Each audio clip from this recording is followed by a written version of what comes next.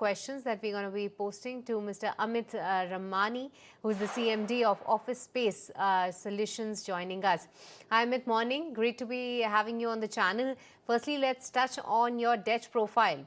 What I see is that your debt to equity ratio has now climbed to 3x, which is high for an asset-light company such as yours. Could you clarify what's driving this increase on the debt front now that you have also sought an enhancement on your term loan? So, Snehi, I find it a bit surprising because, our debt today company-wide is 21 crores, which is quarter on quarter about 7 crores less than what it was last year. So I think the debt has clearly come down. In terms of the numbers, I think there's again a bit of a confusion, I think if I look at my year-on-year H1 to H1 comparison, FY25 to 26, our profit, our earnings revenue is up by almost 28%. EBITDA growth is 44%. Profitability, there seems to be some confusion because if you compare H1 FY25 to H1 FY26, it has gone up by 49% from 17 crores to 27 crores. And the challenge, I believe, is that what is being seen, what was a one-time sell-off of our facility management business of 27 crores is being compared, which was an exceptional item. So if you exclude that, the profit has grown up by 49% year on year. So I think there is some confusion in the market on the numbers, but I'm clarifying that debt is 21 crores, which has gone down from last year. Profitability is up 49% and EBITDA is up 44% H1 to H1 comparison. Amit, much needed clarity out there. But then let's also understand, do you think the business becoming more capex intensive than initially intended? And the reason why we are asking you is this because we've been seeing that, you're scaling up into grade A centers also. So what's your take on this? So clearly, I think the premiumization of our, whole plan started about a year ago with the launch of our Elite Center.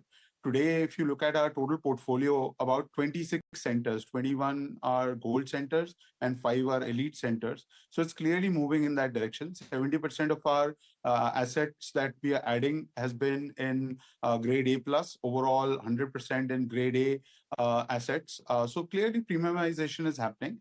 And I think from that standpoint, we had given clear guidance that in H1, we were developing some of these new Elite centers. And even when you look at our total CapEx spend, it was broadly about 100 odd crores for H1, which is in guidance with our 200 odd crores that we have given for the complete year. So I don't think any, and that too is happening when we were a bit more heavy on our straight lease profile. The remaining H2 of the year, our current mix of our managed aggregation versus straight lease is going to remain similar in the 65-35% kind of a split.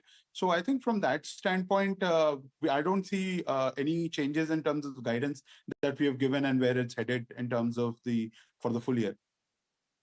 All right, but along with that, you're consciously moving up the value curve, targeting GCCs and the large enterprise. What proportion of your current occupancy comes from GCC now, and how does this shift change your revenue visibility and the pricing structure?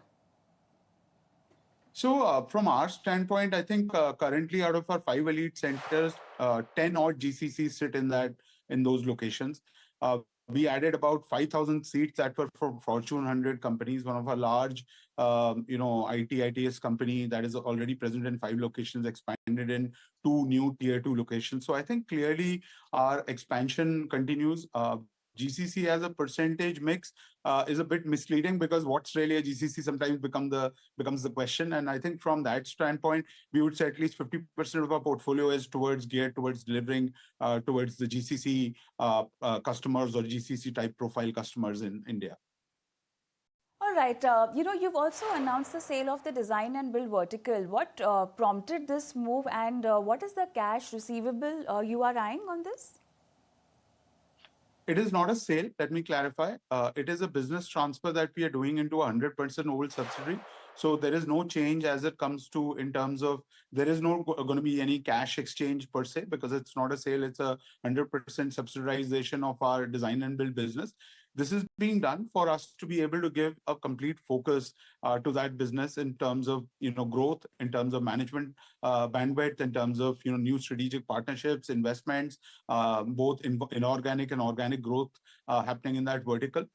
We believe that this area has an potential to become one of the large outcomes again. And I think clearly in India, nobody else has been able to create a large outcome in the design and build space. By shifting it into 100% own subsidiary, it will allow us to focus and drive the growth there.